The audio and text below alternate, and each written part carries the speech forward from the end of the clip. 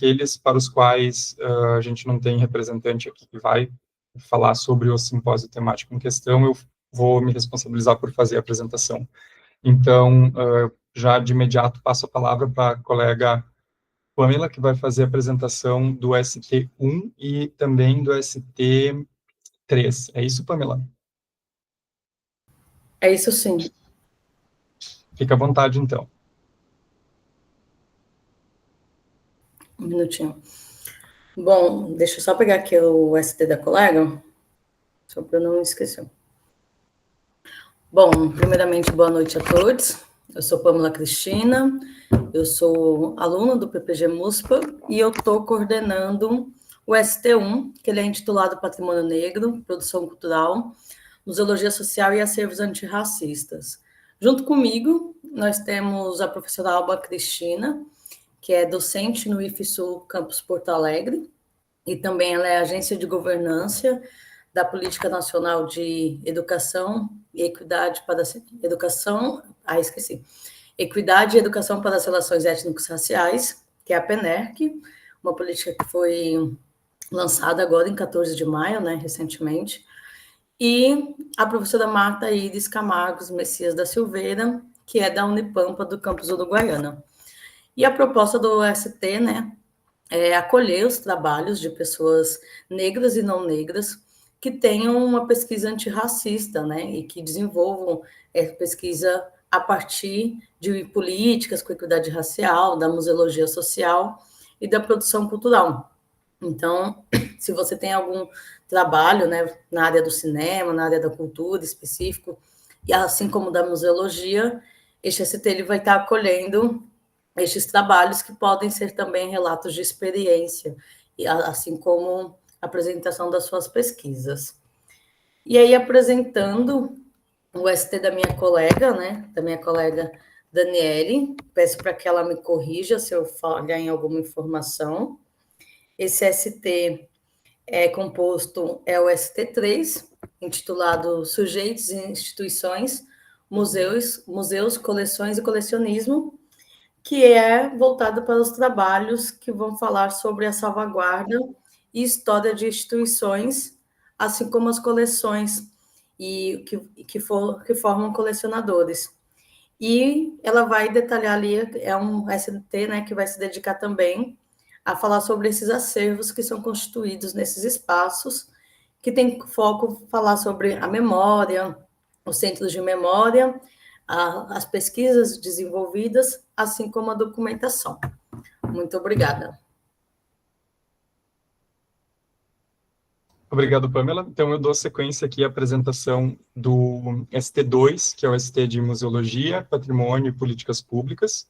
Nesse caso, o ST ele é coordenado pelas estudantes do PPG MUSPA, a Luciane Zambuja, a Aline Scandil, e também pela professora doutora Ana Ramos Rodrigues Castro. Esse simpósio ele vai ter como intenção promover o diálogo entre as diferentes áreas do conhecimento acerca das interseções entre a museologia, o patrimônio cultural e as políticas públicas. A proposta nesse escopo é reunir as pesquisas e experiências que investigam como as instituições de memória e os processos museológicos se relacionam com diretrizes, legislações e programas governamentais em diferentes âmbitos. Então, para as discussões desse ST, interessa compreender as implicações sociais, culturais e políticas da gestão do patrimônio, bem como os desafios colocados pela diversidade cultural, pela democratização do acesso e pela participação comunitária. O restante da ementa desse ST, assim como todas essas informações que a gente está falando aqui, estão disponíveis, né, no site do evento, então quem quiser conhecer um pouco mais, além disso que a gente está falando aqui, pode procurar pelas informações no site, tá? Vou dar sequência à apresentação dos demais STs. Se tiver algum colega aqui que queira falar sobre o seu, que eu não tenha identificado aqui na lista de presentes, por gentileza, né, só se anunciar que que eu passo a palavra. Seguindo, então, nós temos o ST4, que é o Bens Culturais Móveis, Processos de Musealização, Conservação e Práticas Curatoriais. Esse simpósio temático tem como coordenadores a Doris Couto, vinculada ao PPG de Artes Visuais, a Fernanda Yumi e a Paola Ribeiro, ambas do PPG MUSPA. E, nesse caso, o simpósio ele tem como objetivo refletir sobre os desafios contemporâneos relacionados aos bens culturais móveis, abrangendo os processos de musealização, conservação, documentação e curadoria. Então, um escopo bem amplo. Busca-se discutir os modos como objetos e artefatos articulam diferentes contextos, né, da coleta e institucionalização, e também os significados que lhes são atribuídos no interior dos museus, arquivos e coleções. Passando para o ST5, que é o ST de Patrimônio Científico, Memória da Ciência, Coleções, Acervos e Museus de Ciência. Esse ST é coordenado por mim, aluno do PPG MUSPA, e também pela mestre diplomada pelo PPG MUSPA, Alana Cioato, que está vinculada atualmente ao Museu Anchieta de Ciências Naturais. Nesse simpósio temático, a gente quer analisar as múltiplas dimensões do patrimônio científico, incluindo as coleções, os acervos e museus de ciências, e refletir sobre a sua relação com a memória da ciência e também com a produção do conhecimento científico, né? A gente aqui quer que os trabalhos versem, né, sobre objetos, instrumentos, modelos e documentos científicos, bem como a forma como eles são preservados, interpretados e musealizados. Assim também, né, como o papel das instituições de memória na construção dessas narrativas sobre ciência e tecnologia, principalmente.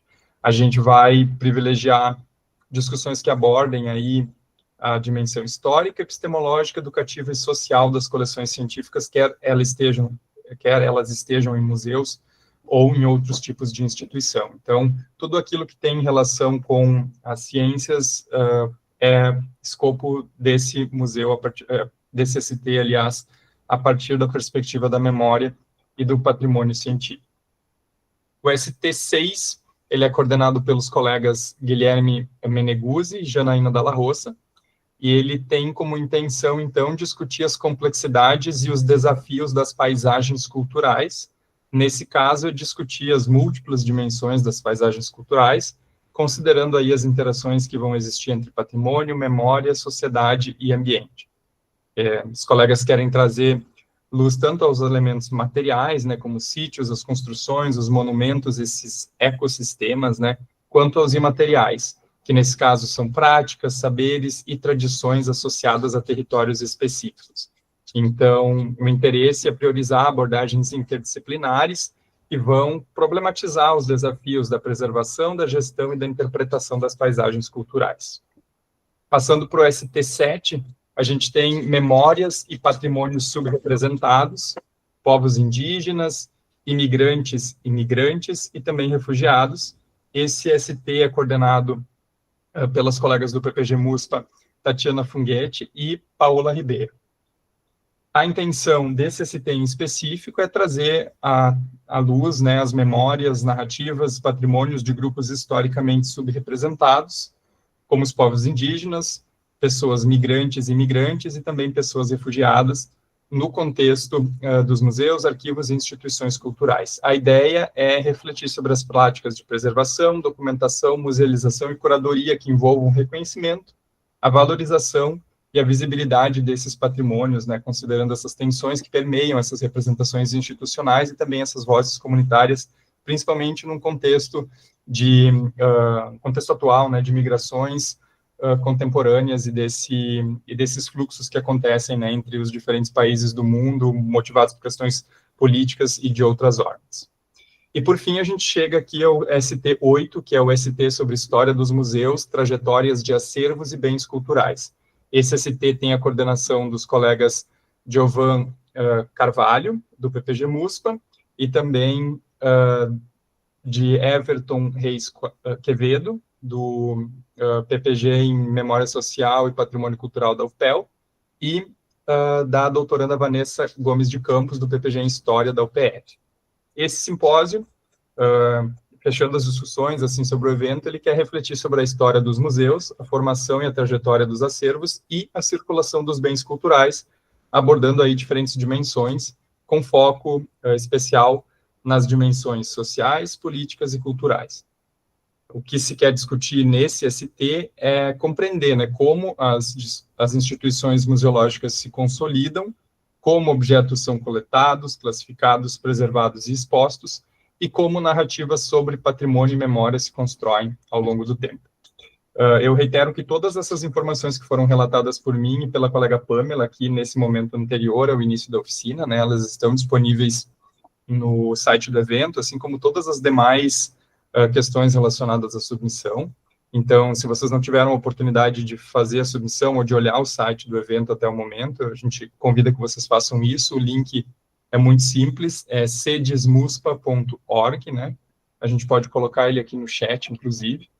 E aí eu deixo um espaço aberto nesses instantes finais aqui, antes de a gente efetivamente começar, para que, enfim, os colegas que quiserem falar, ou mesmo se vocês tiverem dúvida, poderem questionar. Fiquem à vontade. Lucas, eu vou aqui, né, fazer uma sugestão, como somos em poucos, seria interessante que a gente possa se apresentar, todos aqui presentes, que a gente possa saber se alguém tem uma dúvida específica de ST, ou se tem alguma proposta, né, que pensou em submeter, mas ainda não se encaixa, não sabe onde, em qual ST se encaixa, né?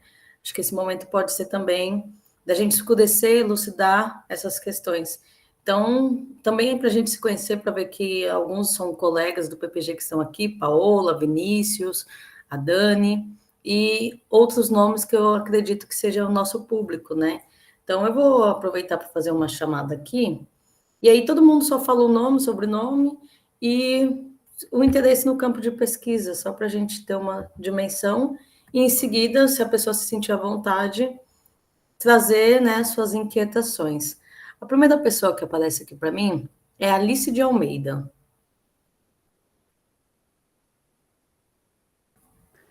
Oi, gente, boa noite. Eu não tenho ainda inquietações, porque na verdade eu sou muito nova no curso de museologia, mas eu achei interessante essa fala aqui, né? E como tenho interesse em seguir em carreira acadêmica e tudo, resolvi participar mais como ouvinte para ver, né, um pouco mais sobre formatos aí.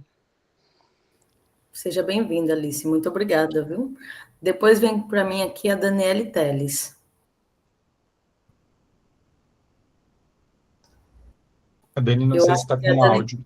Ela está na estrada. Bom, depois eu chamo ela. Mas ela é aluna do PPG MUSPA e é coordenadora do ST3. Depois a gente tem aqui a Giovana Garcia. Boa noite, eu sou do curso de Museologia e eu inscrevi meu trabalho para o ST2. Prazer, Giovana, muito obrigada. Aí o Lucas acabou de se apresentar, a gente tem aqui o Lucas Petri.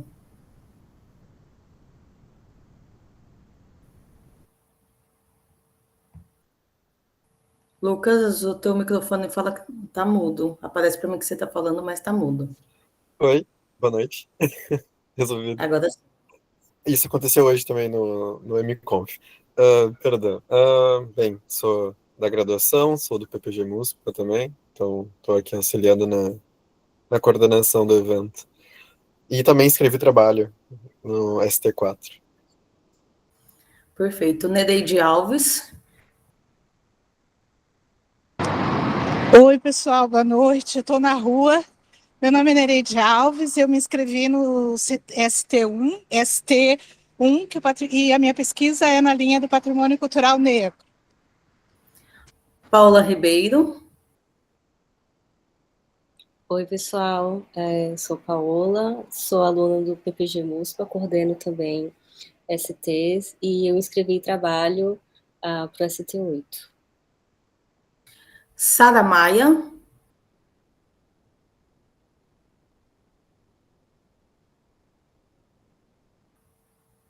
Bom, depois dessa Sara, para mim parece que você está falando, mas a gente não te escuta.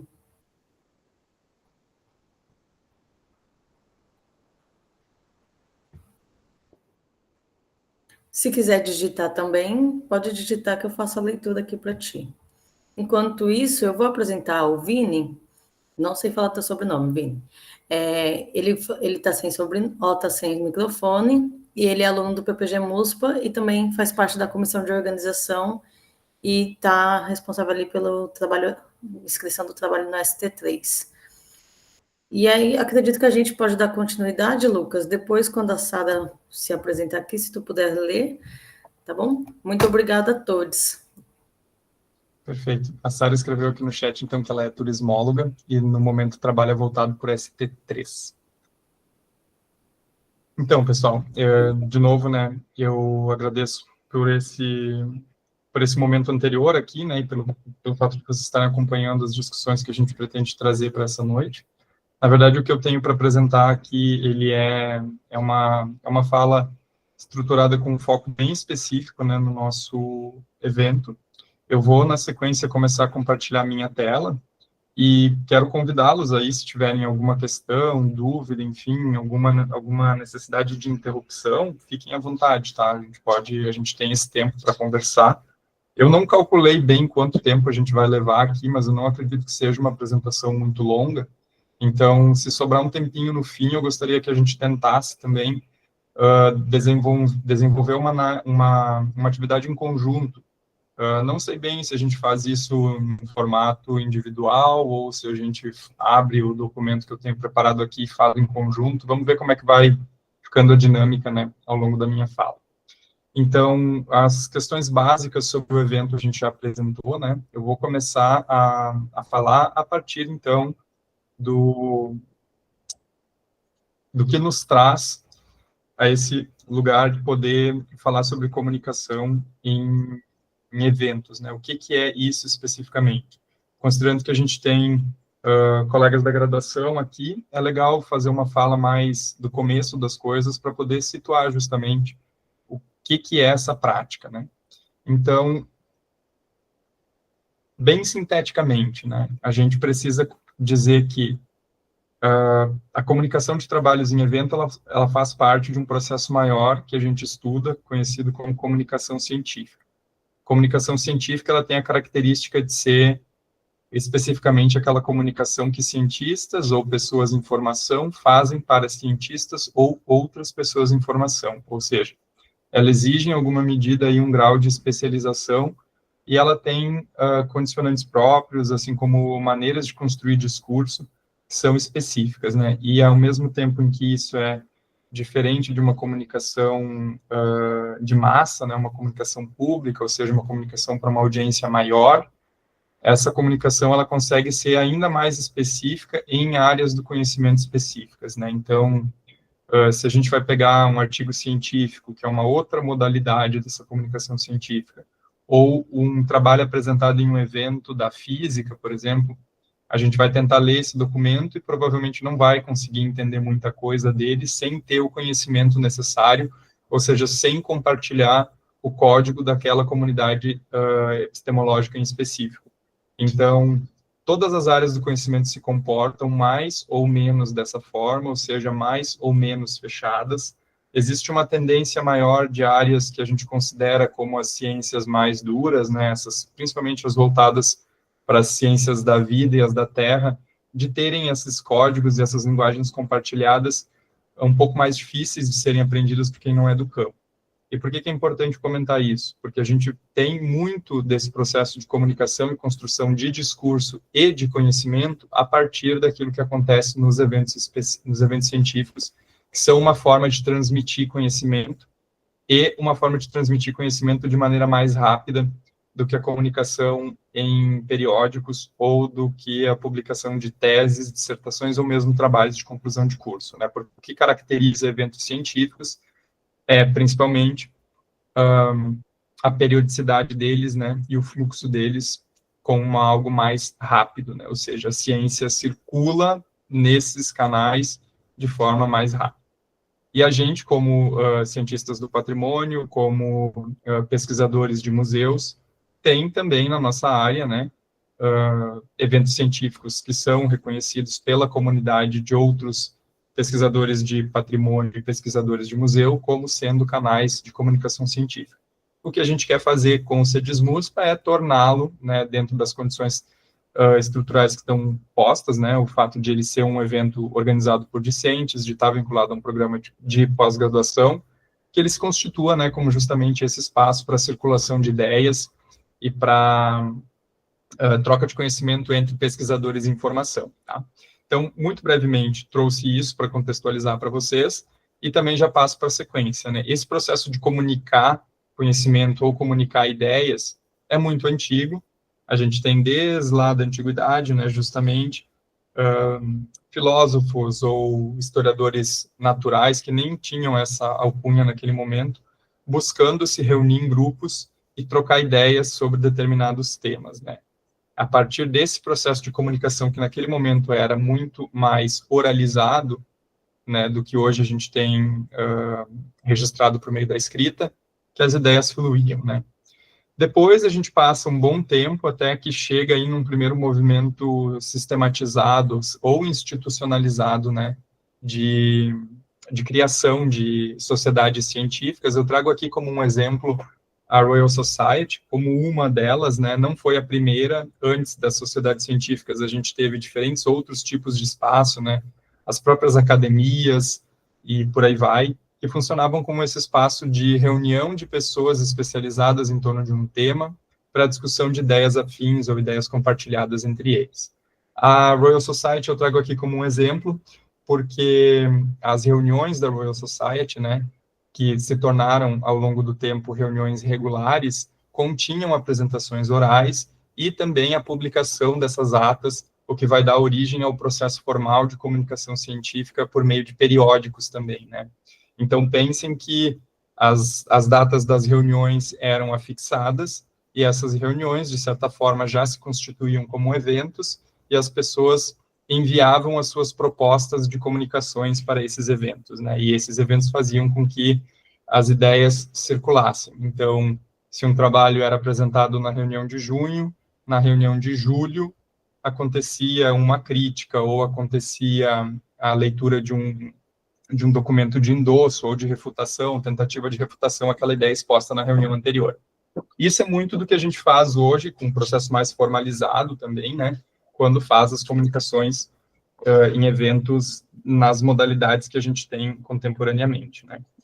No século XVIII, esses processos começaram a ficar mais e mais organizados, né? Então, congressos e encontros acadêmicos no geral, juntamente com a expansão das universidades, foram começando a se especializar a partir da especialização do conhecimento, que até então era mais fechado. A gente tinha poucas áreas do conhecimento e as especializações costumavam não ser necessariamente especializações, elas eram questões, um cientista costumava trabalhar com temas mais amplos, né? A especialização faz com que a gente tenha uma ampla quantidade de eventos começando a surgir das mais diferentes áreas do conhecimento, né? E aí também acontece de pesquisadores começarem a fazer viagens para apresentar seus trabalhos em sociedades ou em reuniões que aconteciam além do seu entorno imediato, né? Com a profissionalização da ciência no século XIX, a gente tem a consolidação das conferências científicas como esses canais, né, centrais para fazer fluir o conhecimento científico, principalmente esse conhecimento mais imediato, né? Então, hoje a gente tem relativamente consolidada a ideia de que os eventos científicos costumam receber trabalhos ou ideias em desenvolvimento, e a comunicação por periódicos ou nesses outros formatos entendidos como mais oficiais costuma ser restrita para ideias melhor desenvolvidas ou mais aprofundadas, ou para trabalhos que já concluíram, né, trabalhos de pesquisa que já concluíram. No século XX, com o avanço aí das tecnologias e também dessas ferramentas de comunicação, a gente tem a implementação da realização dos eventos de forma muito mais ostensiva, né? E aqui eu trago uma foto que é bem emblemática, porque essa foi uma conferência, essa foto é uma das conferências mais importantes na história da ciência, né? Da física, com certeza, que foi uma conferência que aconteceu em 1927, né? Faz parte de um conjunto de conferências, né, que são as Solvay Conferences, em Quantum Mechanics, nesse caso aqui é mecânica quântica, né? Essa fotografia, ela reúne, vocês podem talvez reconhecer aqui o Einstein, reconhecer a Marie Curie, por exemplo. Todas essas pessoas que estão na imagem aqui são cientistas que atenderam a essa conferência, ou seja, um evento de caráter científico para fazer a comunicação de seus trabalhos. Isso aqui foi, por exemplo, logo depois, se não me falha a memória, do Einstein ter composto a teoria da relatividade geral, se não me falha a memória.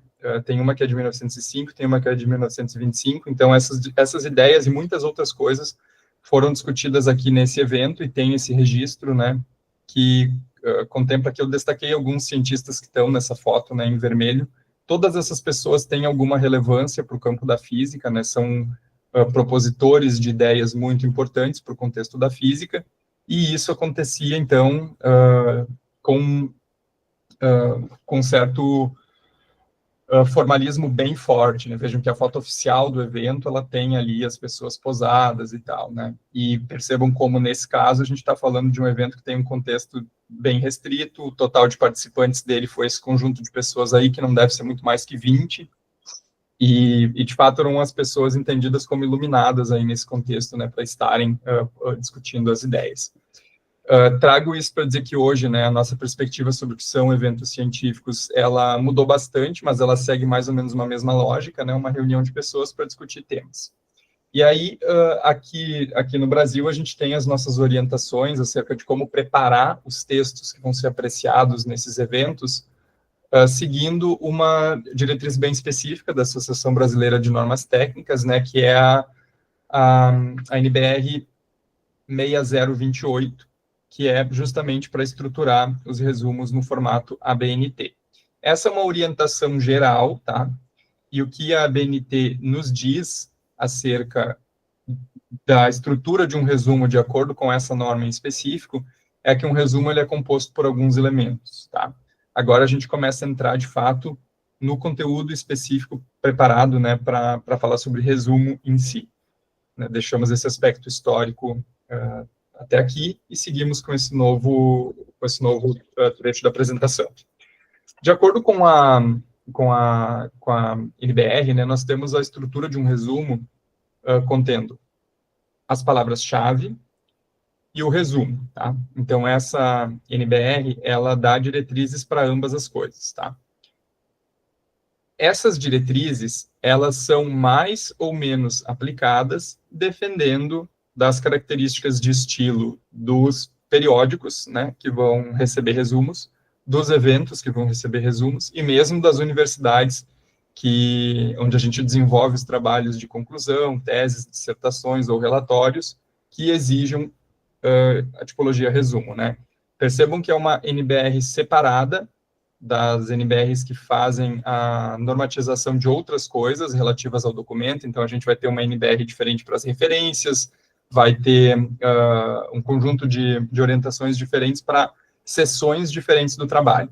E o resumo, como essa entidade, ele é tratado nessa NBR e ele é tratado como algo em separado. Então, ele tem características específicas, por isso que, inclusive, acontece muita adaptação dessa questão dos resumos a partir de contextos específicos. Vocês vão perceber que, no nosso caso aqui do evento, nós temos algumas adaptações da norma geral, que é essa que eu estou apresentando para vocês, e eu vou trabalhar principalmente a partir daquilo que a gente espera para o evento CEDISMUSP em específico, né? Mas é importante dizer para vocês que todas essas orientações, elas existem, e se vocês tiverem alguma dúvida em relação a como estruturar um resumo quando não existe alguma orientação explícita sobre como fazer, considerem a norma, né? A norma orienta o que a gente deve seguir, e nesse caso, a norma nos diz que resumo, ela é a apresentação concisa dos pontos relevantes de um documento, tá? Simples assim.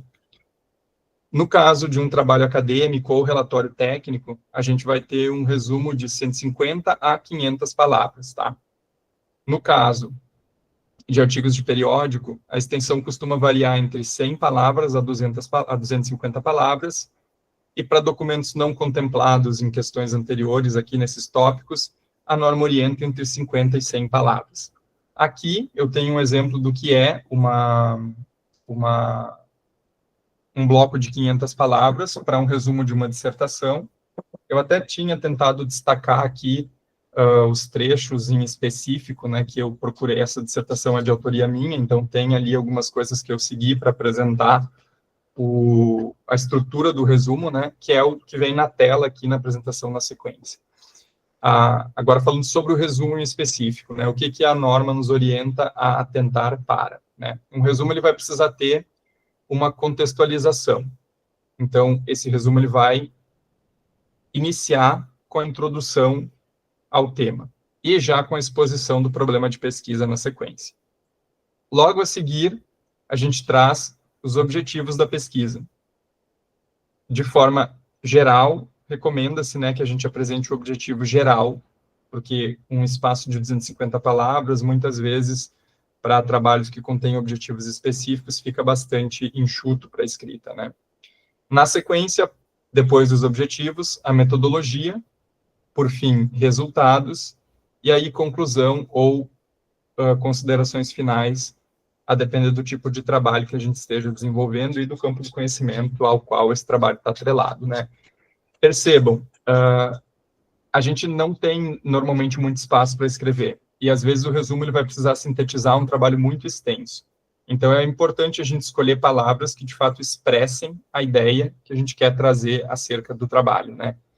A preferência, e depois isso vai aparecer nas dicas, e eu me detenho mais a conversar sobre isso lá naquele momento, é por frases concisas que expressem bem redondamente as ideias e que tenham uma sequência lógica de encadeamento, né?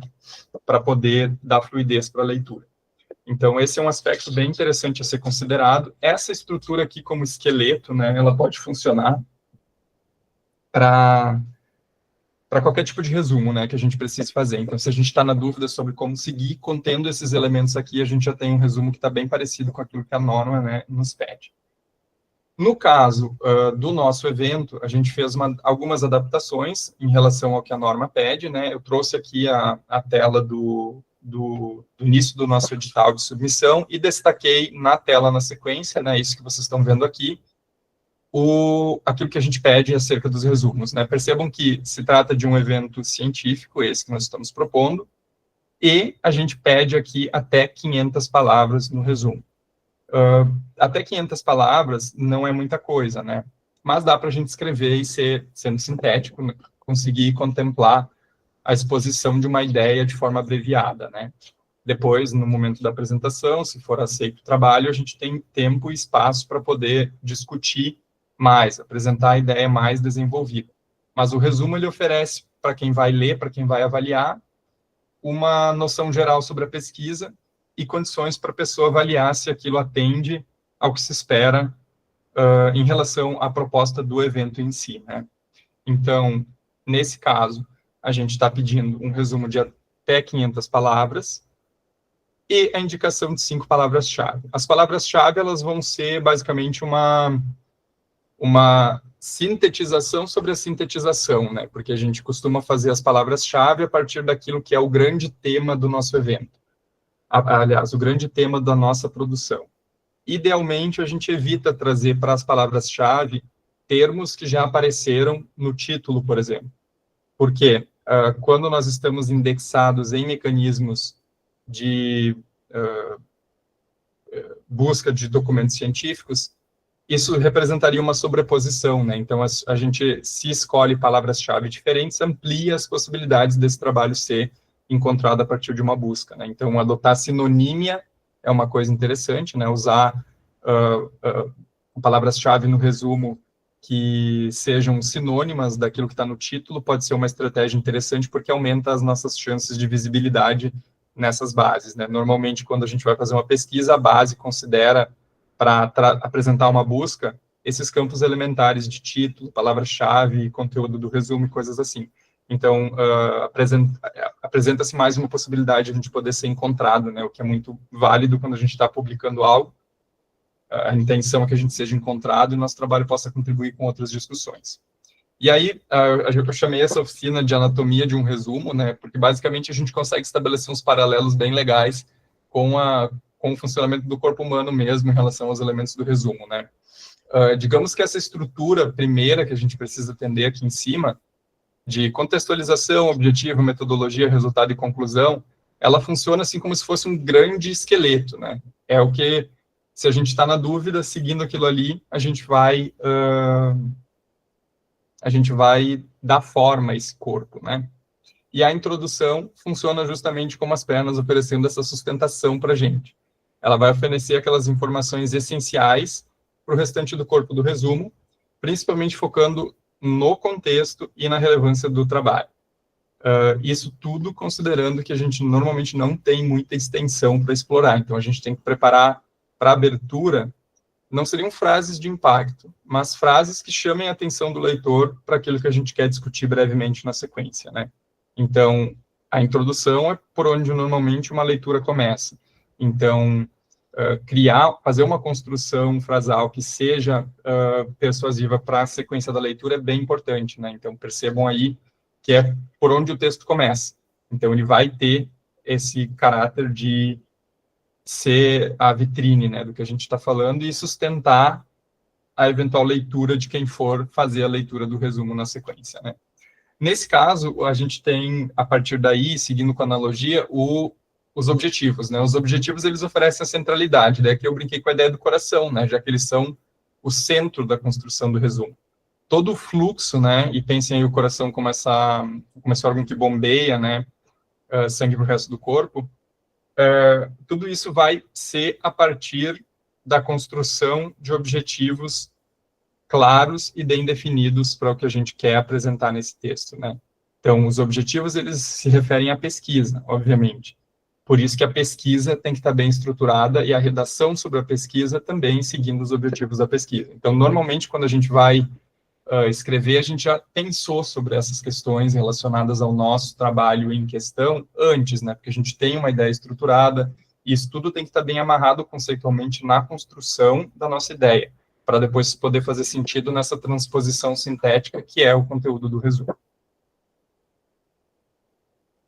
A metodologia aqui eu fiz o paralelo com os ossos, né, com essa articulação, porque elas vão dar, além dessa estruturação geral, aí o movimento, né? É por meio delas que a gente vai sustentar a ação. Se a gente não tem uma metodologia bem coerente com aquilo que a gente quer saber e com o nosso programa de pesquisa, a gente provavelmente não vai chegar num resultado satisfatório, né? Então, a gente precisa da metodologia para mover dessa etapa anterior, que é preliminar, a apresentação da ideia, nesse escopo do resumo, para o que vem na sequência, que é a forma como a gente... os resultados que a gente coletou e a forma como a gente interpreta eles, né? A gente tem a seção dos resultados. Essa seção dos resultados aí são os músculos, né, porque ela apresenta a potencialidade do trabalho, conseguindo transformar essa estrutura numa ação concreta mais visível, né? Então, os resultados é aquilo que é a novidade que esse trabalho tem a agregar para o conjunto de conhecimentos, aquela informação nova, aquela metodologia nova que a gente testou, é aquela ideia que a gente identificou que não foi abordada antes, tudo isso faz parte de um conjunto de resultados, a depender do tipo de estudo que a gente está propondo, e é a partir daí que a gente traz concretude para essa pesquisa em desenvolvimento. E aí, por fim, a gente chega, né, na seção das discussões e considerações finais, que é basicamente o penso desse trabalho, né, é onde a gente traz a ideia, eu trago aqui o paralelo com o sistema nervoso, onde a gente traz as contribuições que esse trabalho fez e deixa elas bem explícitas, né. As considerações finais, essa sessão de discussões, ela vai conectar tudo o que a gente fez antes, interpretando esses sinais, né, que são os dados, analisando e coordenando as respostas. Então, com base nisso, a gente tem uma estrutura bem redondinha para conectar o que a gente precisa e fazer uma sequência lógica, né, de argumentação, partindo da introdução, apresentando os objetivos, lá na introdução lembrar de contextualizar muito brevemente o contexto da pesquisa e a justificativa, e aí vai para o método, acho que não tinha falado do método ainda, né, vai para o método, resultados, discussão e considerações finais, a depender, né, tem casos em que esses dois aspectos estão sobrepostos, e em outros momentos a gente pode deixar eles mais delimitados, assim, um espacinho para cada um deles, né. Normalmente, quando a gente está reportando o resumo de um trabalho maior, uma dissertação, uma tese, um TCC, por exemplo, a gente pode ter espaço para apresentar isso em separado, né? Não precisa condensar essas duas sessões em uma argumentação só, porque o trabalho em si já respeita essa lógica, né? E aí, eu deixo aberto aqui se vocês têm dúvidas ou questões que queiram conversar até esse momento, porque senão daí eu já passo aqui para uma sessão de dicas bem objetivas, né? Essa apresentação ela vai ficar disponível depois para vocês, de algum jeito. Eu acho que a gente consegue colocar isso no link, né, da transmissão, porque nós vamos ocupar isso aqui no YouTube, na sequência, então vocês podem ver esse material depois, ou então me pedir, né, que eu passo o conteúdo, sem problema algum. E aí vamos lá para a parte, então, dessa parte das dicas, né, porque as dicas eu estruturei aqui a partir das sessões, né, pensando na questão da introdução e na contextualização. Um pouco é o que eu já falei, né, apresenta o tema e a relevância da pesquisa, sempre pensando que é de forma muito breve, né. Então, deve situar o leitor em poucas linhas, respondendo por que o tema é importante. Aí aqui eu trago exemplos, né, e vocês vão ver que esse exemplo, ele é um mesmo exemplo construído para os diferentes pontos do resumo, né. Então, se a gente somasse as dicas para cada parte, no fim a gente poderia ter um resumo meio completinho. Só não atentei se ele tem a exigência mínima ali das palavras-chave necessárias, né? Acho que acredito que sim, para poder ser considerado um resumo de uma pesquisa, embora isso aqui tudo seja fictício, tá? O que a gente tem aqui como exemplo, no caso da introdução? Eu vou ler para vocês. A preservação da música popular regional tem ganhado atenção crescente em estudos etnomusicológicos devido ao seu papel na identidade cultural local. Lembre, né? É algo que é super sintético. Aqui é uma frase, 2 frases no máximo. Se eu tenho espaço, estou abordando um tema que ele é mais situado localmente, mais específico, já trago aqui o contexto dessa pesquisa bem nessa minúcia, né? Digamos que eu estivesse falando que é o que tem na sequência ali, né? Do Vale do Taquari. Já poderia situar isso aqui nesse início. Partindo para os objetivos indica, né, o propósito de a gente estar se propondo a fazer essa pesquisa, e aí pode ser único ou múltiplo, como comentei, mas ele sempre deve ser direto, né? Então, o estudo objetiva, ou tem por intenção, ou intenciona, ou busca, enfim, né, verbos das mais diferentes modalidades a gente pode usar aqui, analisar os processos de transmissão oral da música popular no Vale do Taquari, e a sua influência nas novas gerações. Lembre, né, que é um exemplo fictício. É isso, tá? Percebam que outra coisa que fica bem evidente aqui é a objetividade, né? A gente procura construir frases que não deixem margem para que interpretações diferentes do que a gente está querendo dizer estrito sensu sejam feitas, né? Então, não tem muito espaço para conjecturar aqui, porque a escolha de palavras ela tem um sentido bem lógico em relação à palavra anterior, né? Então, o estudo, a gente já explicita. Tem como intenção, objetiva, busca, né? Analisar, e daí já entra com o que a gente está analisando de maneira bem simples, assim, né? No que tange a metodologia, a gente apresenta como a pesquisa foi feita.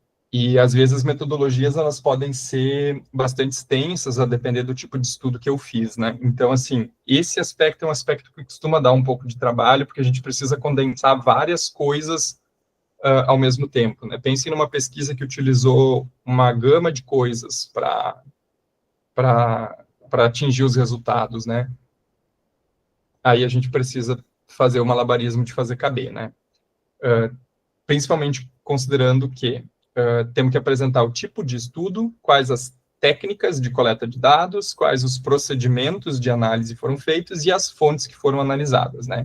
Então, nesse caso do exemplo fictício aqui, a pesquisa utilizou entrevistas semi-estruturadas, então diz o que foi empregado para chegar aos resultados, com músicos locais, então explicita o público, e a análise de acervos musicais históricos, né? Por exemplo, aplicando a abordagem qualitativa e interpretativa. Nesse caso, explicitar a abordagem é sempre interessante, porque a abordagem é de onde a gente parte para fazer essa análise das nossas fontes, e ela vai implicar também na questão de escolher técnicas, né, de pesquisa para chegar nos resultados. Então, no geral, a gente já deixa explícito logo no começo, né?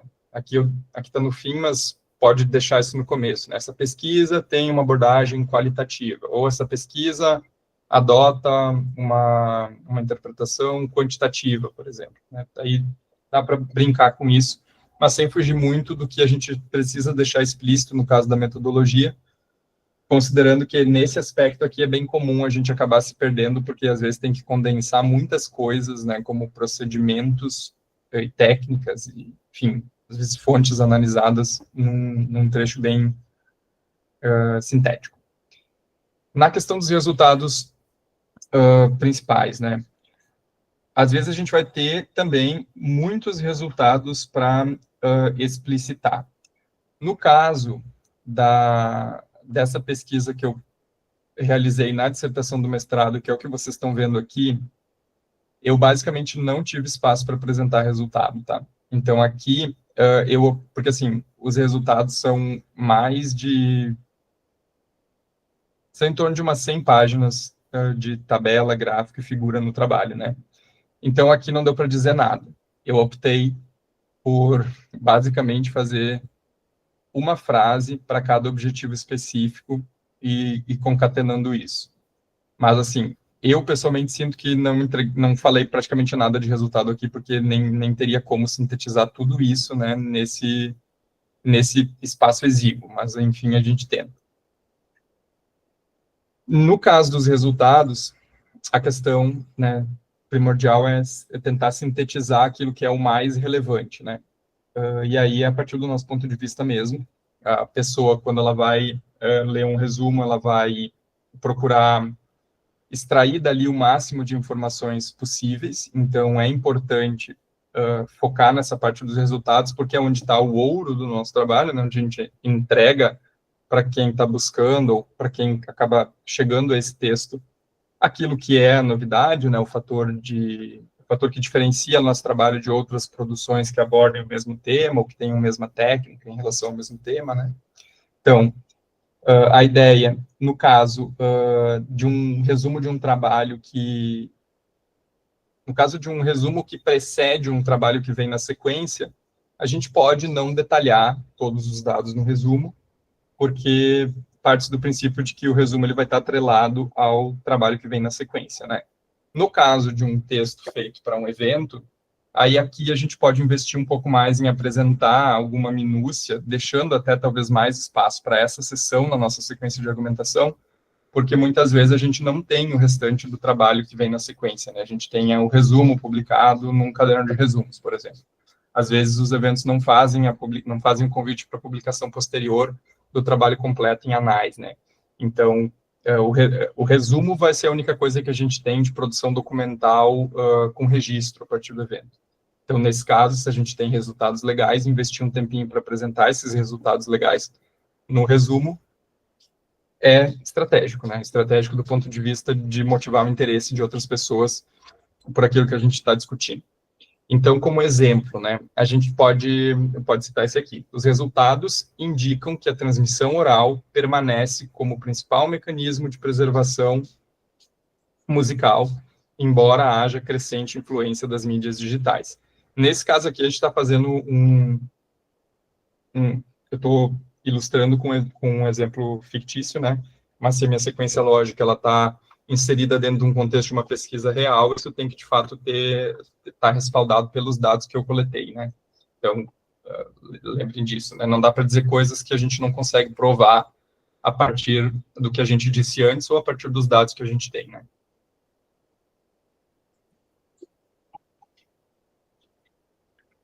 Conclusões aqui.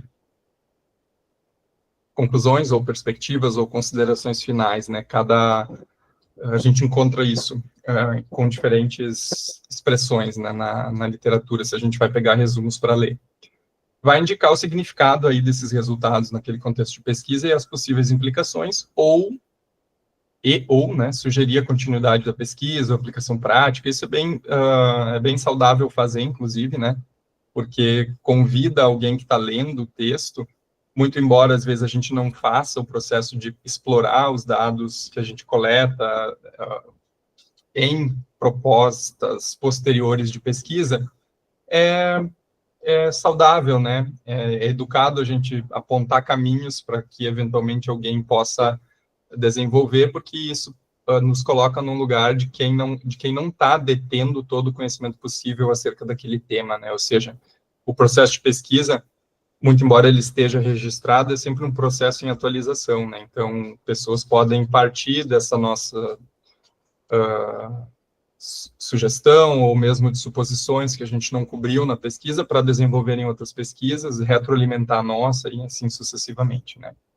Nesse caso, um exemplo que trago aqui é: a pesquisa evidencia a necessidade de políticas culturais que valorizem a transmissão intergeracional da música regional, garantindo a sua preservação. Então, de novo, encerra de uma maneira bem objetiva, né, não deixa muita margem para interpretações além daquilo que a gente está querendo explicitar com a ideia, né, porque uma coisa é a gente poder instigar pessoas a pensar em outras possibilidades de pesquisa, outra coisa bem diferente é a gente falar as coisas de maneira incompleta ou pela metade, enfim, né? Sempre tem que pensar que a frase tem que se sustentar por si própria, né? E isso já conecta, então, com as dicas de redação, né? Porque as dicas que eu dei até aqui, assim, elas foram dicas mais de estrutura, né? As dicas do esqueleto, digamos assim. Agora, as dicas de conteúdo, que seria o preenchimento, como já falei, né, tentar usar frases curtas e diretas sempre que possível, né.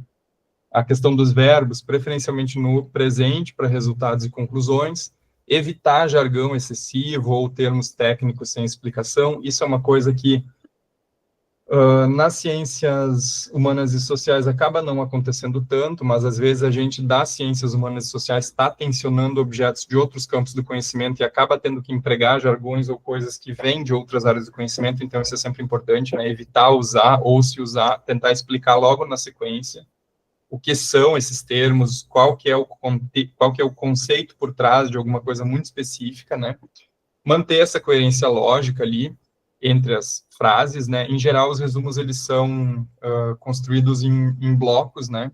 A formatação desses blocos é uma coisa que pode variar bastante. A gente vê realmente de formas muito diferentes a questão do espaçamento entre linhas, tamanho de fonte, tipo de fonte, isso é bem variável, mas a ideia é seguir essa sequência em relação à forma de estruturar, né? Introdução, objetivo, metodologia, resultado, considerações, conclusões, ou, enfim, percepções que a gente tenha, né? Esse texto, ele precisa, assim, preferencialmente, né, ser bem formal, digamos assim, porque esse formalismo nos ajuda a manter a coerência do que a gente está escrevendo, eu diria, né? E talvez isso fique mais claro para vocês quando eu mostrar alguns exemplos que vêm na sequência, né, a partir da ideia da atividade que eu tinha preparado para a gente fazer em conjunto.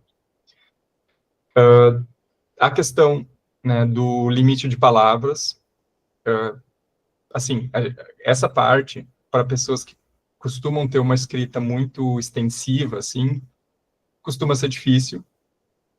Eu me enquadro um pouco nessa perspectiva, né? É bem difícil para mim resumir ideias, mas uma questão que auxilia a fazer essa escolha do que sai, do que fica, é entender que a gente vai ter coisas que são essenciais, que são estritamente necessárias de serem ditas, e outras coisas que são elementos secundários. O que for identificado como elemento secundário naquela nossa leitura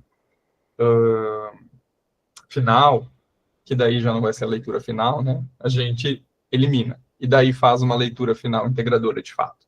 Tudo que não tiver uma implicação, uma implicação de essencialidade no trabalho não merece estar ali, no caso de um resumo, né? Porque vocês podem perceber que fazer um resumo em 250 palavras é realmente muito pouco tempo para argumentação. Especialmente se a gente tem que contemplar 5 coisas mínimas, né? Que são esses elementos aqui. Então,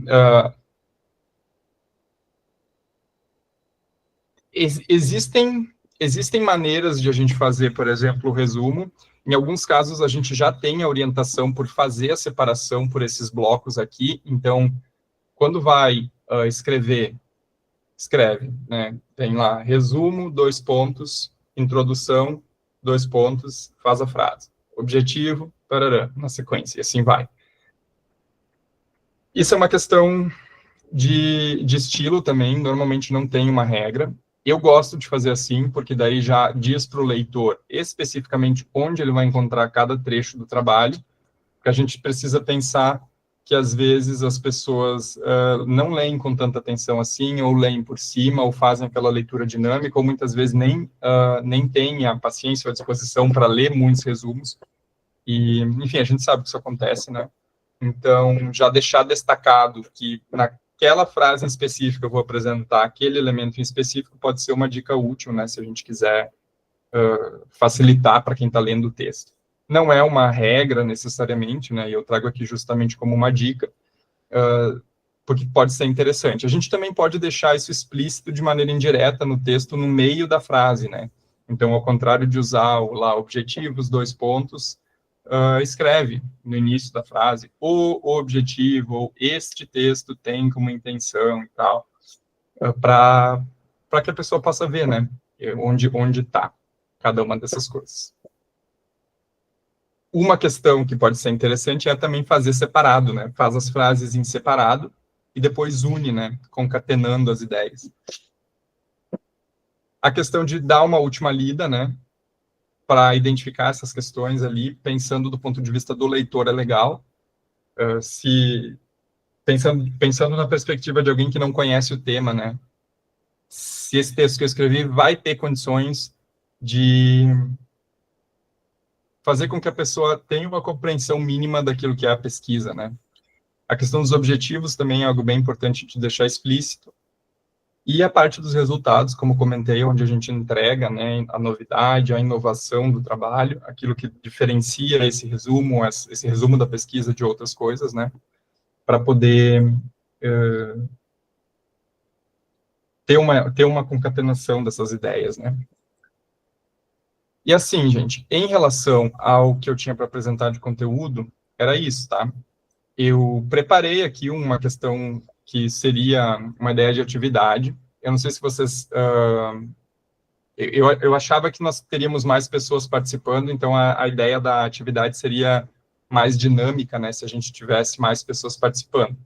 Mas eu vou apresentar aqui para vocês, se vocês quiserem, a gente pode discutir em conjunto. A Sara pediu para levantar a mão, fica à vontade, sabe? Pode falar.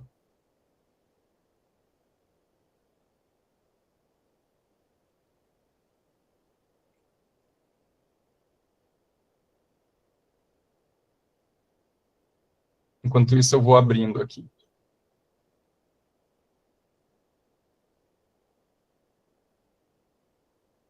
Só me deem um instantinho.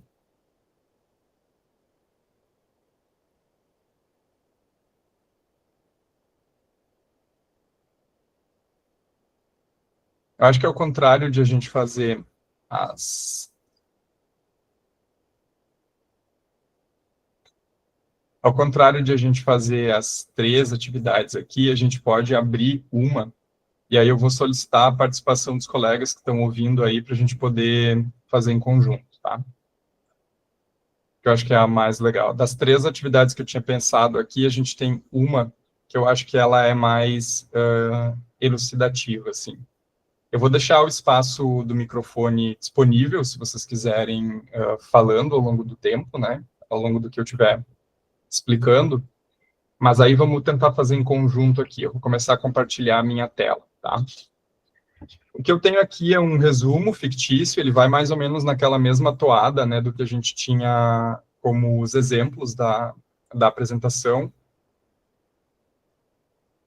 E eu vou dar uns instantes para que vocês possam ler. Eu acredito que que esteja dando leitura, né? Se alguém puder me mandar aí no chat se está dando para ler, agradeço. Tá? Tá bem. Então, dá um instantinho para a gente ler esse resumo. E aí eu quero que vocês me digam o que chama atenção em relação a esse resumo. Se quiserem digitar no chat, ou se quiserem abrir o microfone para falar, fiquem à vontade, tá? Eu também vou tirar um tempinho para ler ele aqui.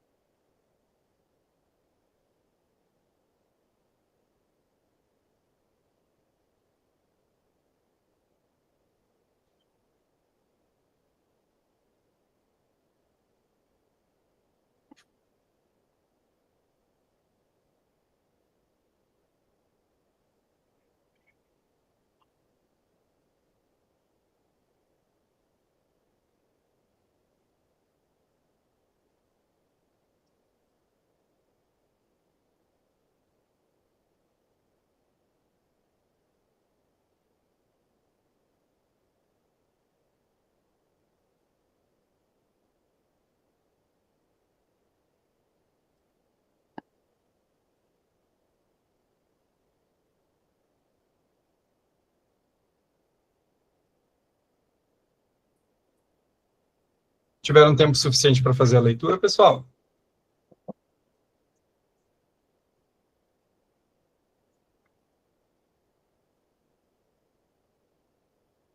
Se puderem apontar aí para mim, que daí eu dou sequência.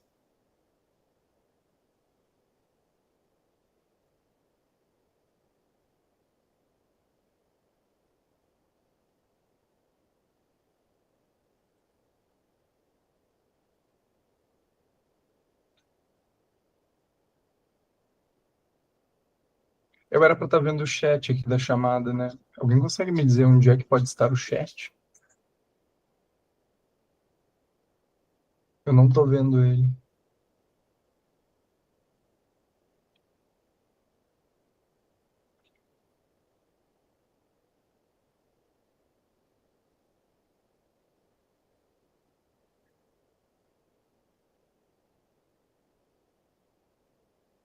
Agora sim, o ícone não aparecia para eu clicar. Mas agora deu certo. Não diminuiu a visualização para vocês aí, né? Do conteúdo do texto. Acredito que não. Então, pessoal, a gente tem aqui, né, um resumo e, no geral, ele está com as ideias meio embaralhadas, né? Eu acredito que esse tenha sido um aspecto que possa ter chamado a atenção de vocês e era justamente essa ideia, né? Percebam que aqui a gente começa a ideia desse resumo fictício apresentando o método, né? E, na verdade, essa forma de fazer não é o correto. A gente tem que apresentar primeiro a introdução acerca do tema, né? Então, nesse caso, que seria um caso de correção das ideias para concatenar melhor aquilo que a gente está querendo dizer, uma maneira simples de resolver isso seria justamente separar o que a gente está tentando dizer para depois reorganizar por frases que contenham sentido em si mesma, né? Então, no começo, a gente tem esse texto iniciando assim: a pesquisa utilizou uma abordagem qualitativa, reunindo entrevistas com músicos locais e observação em práticas familiares, escolares e comunitárias, além de considerar o papel das mídias digitais. Isso aqui poderia ser uma frase que casa melhor com o contexto da metodologia. Então, para um começo do texto, não está ok. A gente reserva ela aí e vai para a seguinte frase, que é: os dados obtidos indicam que a música regional do Vale do Taquari continua viva, sustentada pela tradição oral e pelas experiências transmitidas entre gerações, embora apresente transformações em função de novas formas de circulação. Aqui a gente tem uma frase que muito provavelmente se conecta com a frase anterior e está apontando para a ideia dos resultados dessa pesquisa, né? Então, eu vou separar essas duas frases em dois blocos. Depois a gente vê se a segunda frase desse bloco, que é essa aqui, de fato se conecta com a frase anterior. Essa permanência cultural está ligada ao envolvimento da comunidade e à força da memória coletiva, que confere à música um caráter de resistência e identidade. A gente tem aqui permanência cultural e aqui a gente tem continua viva.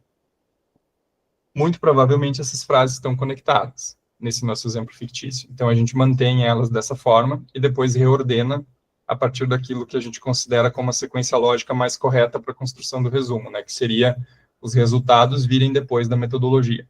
Nesse caso, esses dois blocos até estariam ok, só a posição deles em relação ao restante do texto que não. Vamos para a próxima frase agora, que é: o trabalho discute como a tradição não se perde ao dialogar com o digital, mas se reinventa, ampliando seu alcance e fortalecendo sua visibilidade. Nesse caso, a gente tem uma frase aqui que tem um sentido completo. Vamos passar para a próxima. Depois a gente decide qual é o melhor ponto do resumo para essa frase em questão, né? Assim, práticas orais e meios tecnológicos convivem de modo complementar, sem descaracterizar o patrimônio musical. Essa frase aqui, para mim, está com cara de frase de encerramento. Então, a gente pode deixar ela pensando, talvez, em utilizar ela lá para o fim. E aí, no final aqui desse exercício, a gente testa, para ver se faz sentido assim. A próxima frase é: nesse sentido, Preservar e valorizar a música local é essencial, especialmente porque ela apresenta parte significativa da cultura popular. Outra frase que tem um sentido em si mesma, parece que está redondinha. Vamos reservar ela ali. A seguinte, a análise também aponta a necessidade de ações culturais, aliás, ações conjuntas entre famílias, escolas e políticas públicas para garantir que esse repertório cultural se mantenha vivo. Isso aqui está com cara de considerações finais. Então, a gente pode deixar separado para depois construir isso com base, né, na sequência lógica que a gente vai precisar seguir. A próxima frase não parece conectada com esse conteúdo que vem antes, porque ela diz o seguinte: além disso, a internet surge como uma ferramenta importante para registrar, difundir e potencializar esta herança, sem substituir o papel fundamental da transmissão oral. Aqui, na verdade, a gente pode até ficar na dúvida se tem conexão ou não, né?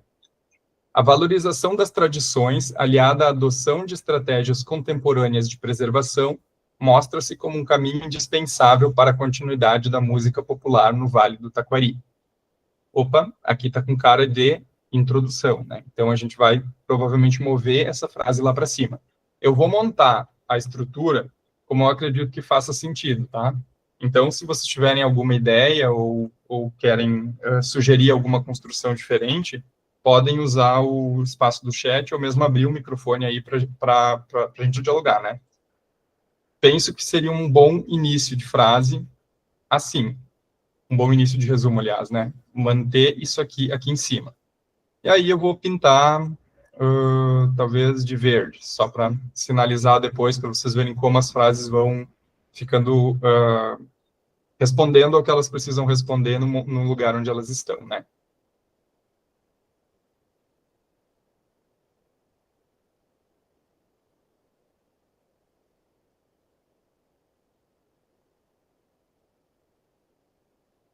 Nesse caso aqui, eu acho que esta frase aqui casa com uma outra parte da introdução. Eu vou manter assim.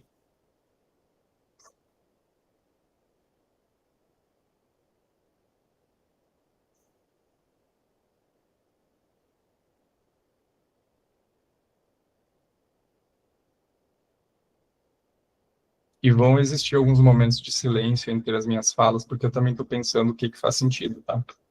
Eu não resolvi esse resumo antes, porque eu queria construir aqui junto com vocês.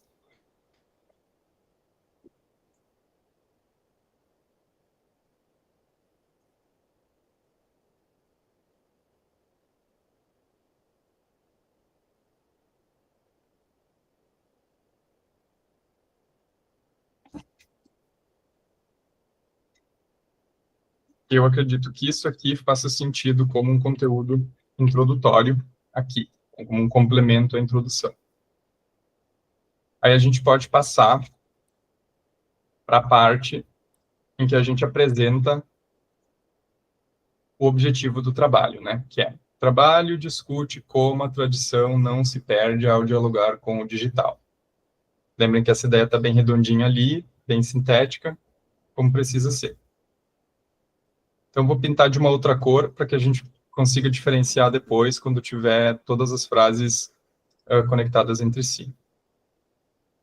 Eu sempre tenho dificuldade de saber o que pinta a cor e o que pinta o fundo da fonte.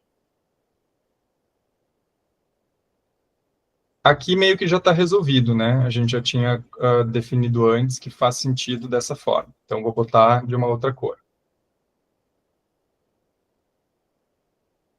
Agora, a nossa seção de resultados, também a gente já tinha meio que resolvido ela antes. Eu vou pintar de amarelo. E aí, por fim, a gente tem essas duas frases aqui, que eu acho que se concatenam entre si, né? A análise também aponta a necessidade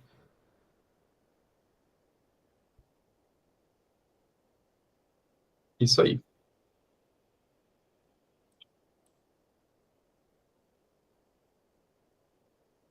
Aqui a gente pode utilizar, na verdade, pensando nessa construção frasal, essa frase aqui como conexão com as considerações finais ou deixá-la aqui na parte dos resultados, né? Porque muitas vezes os resultados e a sessão de discussão do trabalho, quando a gente está construindo, ela pode ficar atrelada aos resultados, às vezes a gente vai encontrar resultados de discussão, ou ela pode estar atrelada às considerações finais, a depender do formato que a gente esteja seguindo, né? Então, essa frase aqui me parece, pela leitura, uma frase que ficaria coringa tanto num caso quanto no outro, vou deixar ela ali em cima. E aqui a gente meio que tem também pronto, né, o aspecto específico das considerações finais ou perspectivas, né, em relação ao trabalho. Então, vou também pintar de uma outra cor. Agora eu vou unir tudo isso, vocês vão ver que vai ficar uma gigantesca de uma salada de frutas, mas dá uma ideia bem específica da quantidade de conteúdo em cada sessão, mais ou menos, nesse exemplo hipotético aqui, né? Obviamente, a gente precisa cuidar para não estourar o limite dos resumos. Nesse caso, é um resumo de 250 palavras, né? Então, se a gente estivesse escrevendo um resumo de 500 palavras, como é o caso do CEDIS-MUSP, a gente poderia pensar no dobro de conteúdo textual. Mas isso aqui é mais ou menos uma estrutura que funciona assim como um padrão, né? E aí, se a gente for contar as palavras, a gente vai ter menos até que as 250, né? A gente vai ter 218 palavras no corpo do resumo. Essa ferramenta aqui, para quem usa o Google Drive, é muito boa para a escrita, né? Ajuda a orientar.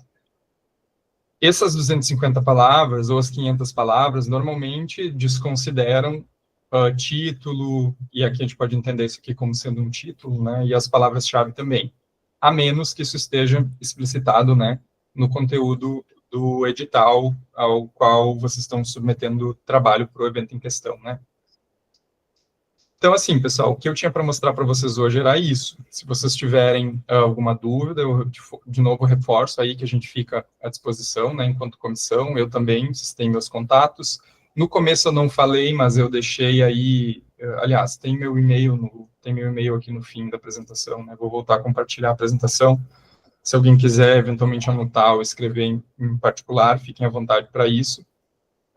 De novo, né, as meninas que estão, ou que já submeteram, quem já submeteu a gente agradece, mas quem está considerando submeter trabalho por evento, por favor, faça isso, né, a ideia é que o evento se constitua nesse espaço para que a gente, enquanto estudantes, enquanto acadêmicos, tanto da graduação quanto da pós, possamos trocar essas ideias, né, no geral, o contexto científico, ele é bastante formal, mas esse evento ele não tem essa característica, né? A gente está respeitando aquilo que é o que normalmente se faz na conjuntura de eventos científicos, mas ele tem a nossa cara, porque nós também somos estudantes, a ideia é que todos se sintam acolhidos e convidados a dialogar, né? Inclusive como testes para experiências mais formais no futuro que eventualmente possam acontecer, né? A gente tem eventos aí na nossa área, por exemplo, o Seminário Brasileiro de Museus e outros, né? Eventos não faltam, que às vezes são espaços que, para a gente que está começando na carreira acadêmica, podem não parecer tão convidativos, né? Então, é uma ótima maneira de se testar também nesse lugar de quem está propondo uma pesquisa, mesmo que não tenha uma pesquisa muito aprofundada, desenvolvida, mas se tem condições de escrever sobre ela, algo que faça sentido enquanto essa estrutura que a gente pensa aqui, né? Não deixem de fazer, porque é importante para vocês e para a gente enquanto evento, tá? No geral, agradeço a participação de todos. Eu reforço que esse conteúdo gravado vai estar no YouTube e provavelmente o link da apresentação também, tá? Obrigado por terem dedicado um tempinho aí para me ouvir agora, quase 8 horas da noite, uma sexta-feira. Mas foi um prazer, tá bem? Tchau, tchau.